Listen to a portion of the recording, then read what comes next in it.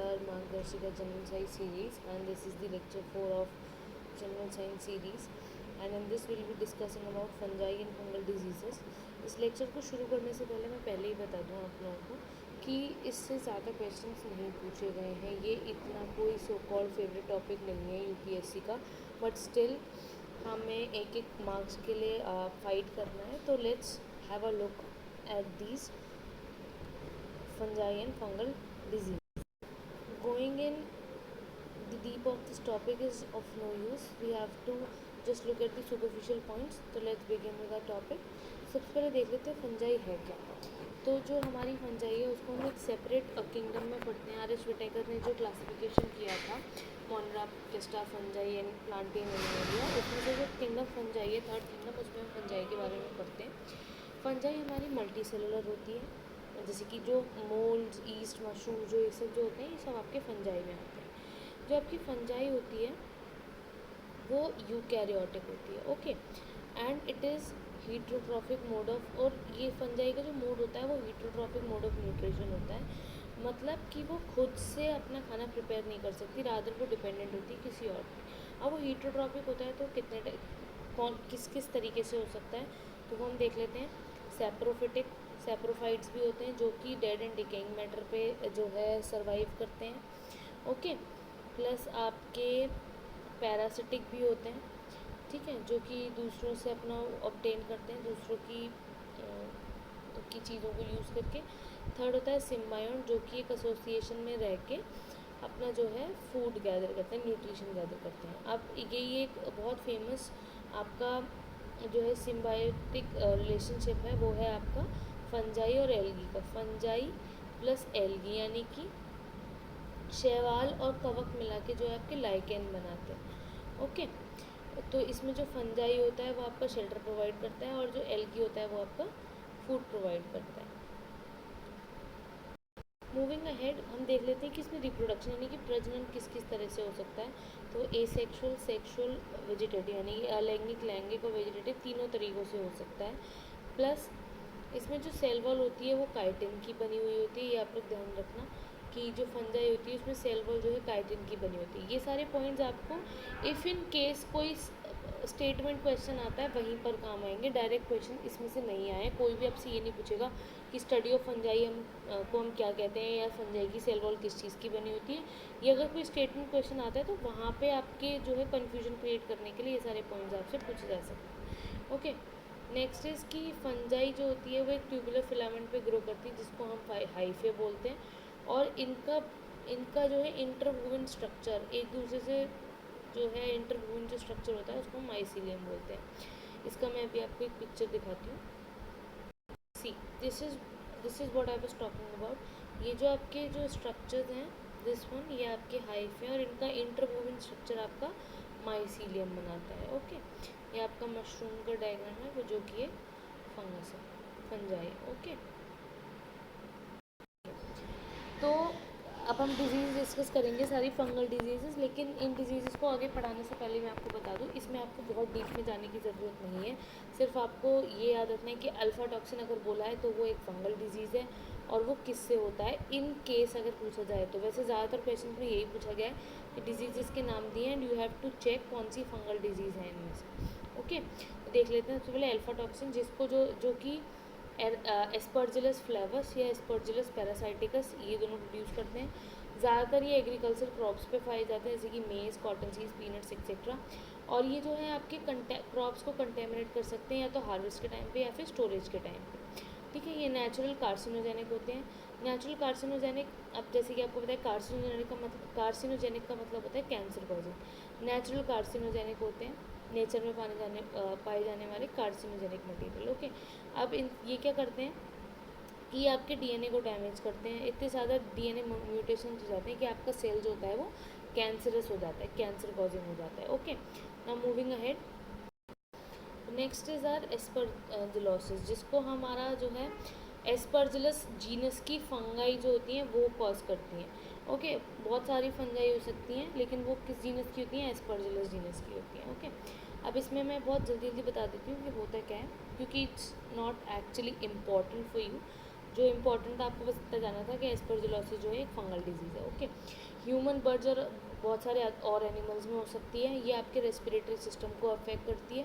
इसके ज़्यादातर स्ट्रेन्स जो होते हैं वो हार्मलेस होते हैं, कोई आपको हार्म नहीं पहुंचाते। लेकिन कुछ ऐसे होते हैं कि अगर कोई इंसान है, उसका पहले से इम्यून सिस्टम वीक है, या फिर उसको पहले से कोई लंग डिसऑर्डर है, या फिर फंगल कोई लंग डिसऑर्डर है, या फिर उसको इनहेलेशन या कोई ऐसी एलर्जिक प्रॉब्लम है, और अगर वो इसके स्पोर्स जो है वो इनहेल कर लेता है, उसको उसको एस्परजिलोसिस हो सकती है। उस केस में आपके रेस्पिरेटरी सिस्टम को हार्म पहुंच सकता है। Okay, so next is ergotism, या इसको हम एर्गोट पॉइजन भी बोलते हैं, या फिर हम इसको एर्गो टॉक्सिकोसिस, राइट, हाँ, एर्गो टॉक्सिकोसिस, यस। इसको हम सेंट एंथनीज फायर भी बोलते हैं। वो क्यों बोलते हैं मैं भी बता दूंगी आपको। It is just for general knowledge, इससे कोई भी क्वेश्चन नहीं आया है, ये सिर्फ एक आउट ऑफ क्यूरोसिटी अगर आपको जानना है तो मैंने यहाँ पे मेंशन किया। ये आपसे पूछा जा सकता है कि ergotism is also known as, वहाँ पर यह नाम आपको मेंशन किया जा सकता है। ओके, लेकिन what is the reason behind it, ये आपसे कोई नहीं पूछेगा कि इसको सेंट एंथनीज फायर क्यों बोला जाता है। ये जो है alkaloids produced by Claviceps purpurea, Claviceps purpurea fungi, इससे जो एल्कलॉइड्स जो प्रोड्यूस होते हैं उससे आपका एर्गोटिज्म होता है। ओके, ये अगर आपकी बहुत लॉन्ग टर्म इन्फेक्शन अगर है तो होता है। ये यूजुअली ये जो फंगाई है आपकी राई या सीरियल्स जो हैं उनको अफेक्ट करती हैं। अब ये अफेक्टेड अगर आप कंज्यूम कर लेते हैं तो आपका नर्वस सिस्टम और वेस्कुलर एंडोक्राइन सिस्टम भी अफेक्ट हो सकता है। इसमें क्या होता है, यूजुअली क्या देखा गया है कि आपकी फूड इंटेक कम हो जाती है, ग्रोथ जो है आपकी कम हो जाती है, necrosis of beak, comb, toes, अगर ये बर्ड्स में आपकी देखी गई है तो। Okay, distorted feather development distorted हो जाता है। ओके, एंटेराइटिस हो जाता है आपको। एंटेराइटिस मतलब इन्फ्लेमेशन ऑफ स्मॉल इंटेस्टाइन की इन्फ्लेमेशन को एंटेराइटिस बोलते हैं। ओके, नेक्रोसिस मतलब गल जाना या ख़राब हो जाना। ओके, ये देखा गया है। सो ये यहाँ पे आपको दिखाया गया है सेंट एंथनीज फायर। ठीक है, ये किसके रेफरेंस में बोला गया है, कॉमन नेम है किसका, एर्गोटिज्म का, कि ये एक मॉन्क थे उन जिन्होंने विक्टिम्स का जो है आपका की केयर की थी। ओके, और जो इसके सिम्टम्स जैसे कि आपके इसके सिम्टम्स हैं सीवियर बर्निंग सेंसेशन लिम्स में, जिसकी वजह से इसका नाम जो है एर्गोटिज्म डाला गया है। ठीक है, ये एर्गोट एल्गलॉइड से होता है ना, on the vascular system due to the vasoconstriction of blood vessels. अगर ये इन्फेक्शन हो जाता है तो आपका वेसो कॉन्ट्रैक्शन हो सकता है, ब्लड वेसल्स का कॉन्ट्रैक्शन हो सकता है, जिससे आपको गैंग्रीन और loss of limbs due to severely restricted blood circulation, आपका ब्लड सर्कुलेशन रुक जाता है और आपको जो है लॉस ऑफ लिम्स और ऐसी परेशानियाँ हो जाती हैं। नेक्स्ट इज जियोट्राइकोसिस, जो कि आपका जियोट्राइकम कैंडिडम से होती है। ठीक है, ये फ्रूट, वेजिटेबल्स, सॉइल या फिर डेयरी प्रोडक्ट्स में पाई जाने वाली फंगस है। नेक्स्ट इज कि ये जो है आपकी स्किन और सारी चीज़ों को अफेक्ट करती है। ओरल माउथ में भी हो सकती है, ब्रोंकियल लंग्स में भी हो सकती है, वेजाइनल हो सकती है, बहुत सारी जगह हो सकती है। इसीलिए क्योंकि ये फंगल इन्फेक्शन है और ये बहुत सारी जगह आपको अफेक्ट कर सकता है और बहुत सारे चीज़ों से हो सकता है, इसलिए आपको यहाँ पे इस फंगल डिजीज़ में जो इम्पॉर्टेंट हो जाता है ना, वो केवल और केवल इनका नाम हो जाता है। कि अगर आपसे पूछा जाए जियोट्राइकोसिस क्या है, ठीक है, तो आपको तुरंत दिमाग में स्ट्राइक हो जाना चाहिए कि वो फंगल डिजीज़ है। ओके, इस लेक्चर का सिर्फ यही एक मोटिव है और आपको सिर्फ इतना ही इससे लेना है। Okay, so next is now और भी कुछ आपकी डिजीज़ेज़ हैं, जैसे कि डर्मेटाइटिस, जो कि आपकी स्किन पे रैशेज़ या स्किन पे कोई भी आपकी जो है कोई भी प्रॉब्लम हो जाती है तो वो यूजुअली आपकी फंगल जो है इन्फेक्शन हो सकती है।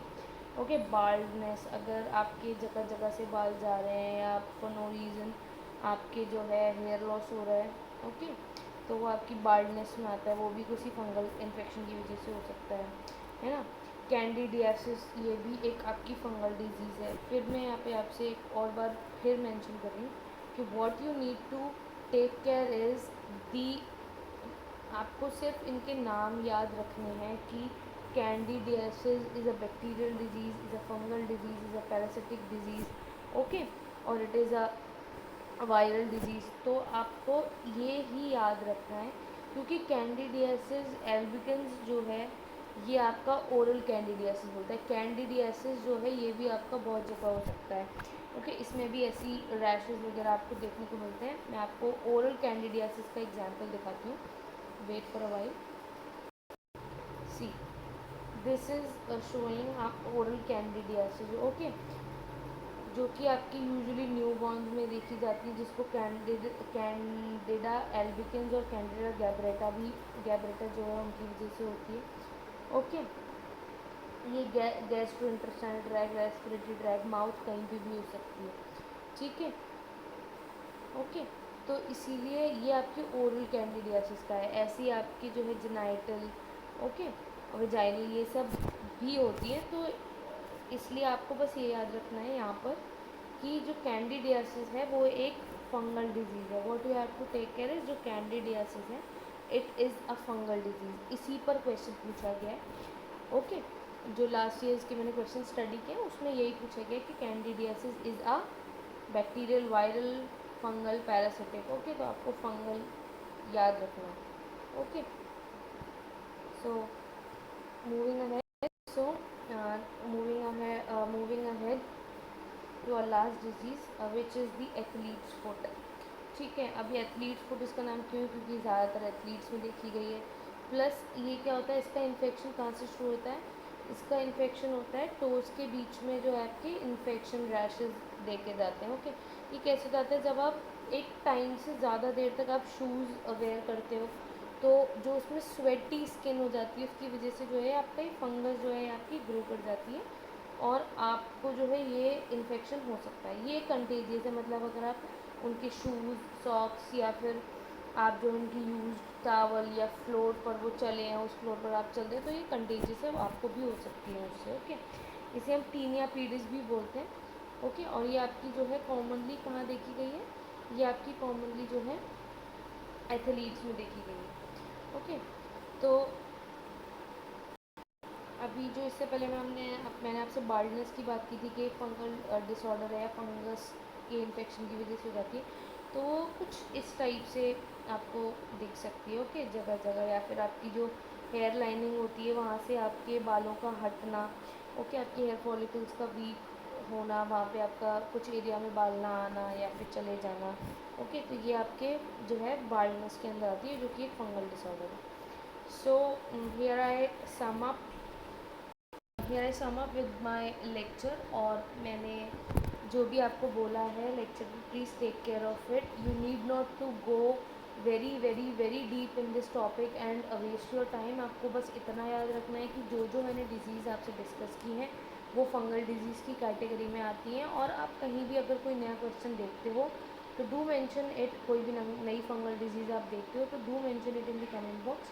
और आपको बस इतना ही याद रखना है, एक आपको जो है डिफ्रेंसीशन याद रखना है कि which disease is bacterial and which one is fungal, okay. ज़्यादातर मैक्सिमम क्वेश्चंस ऐसे ही पूछे गए हैं, बहुत ही कम क्वेश्चंस हैं जहाँ पे आपको सिम्टम्स या ट्रांसमिशन पे पूछे गए हैं। अगर कोई बहुत स्पेसिफिक है या फिर आपके ट्रेंड में या कोई रीसेंट उससे कोई न्यूज़ रिलेटेड है, then in case the disease becomes important.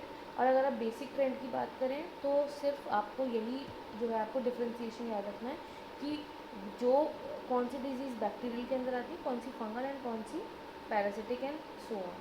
So that's all for today. Thank you and have a good day. Bye bye.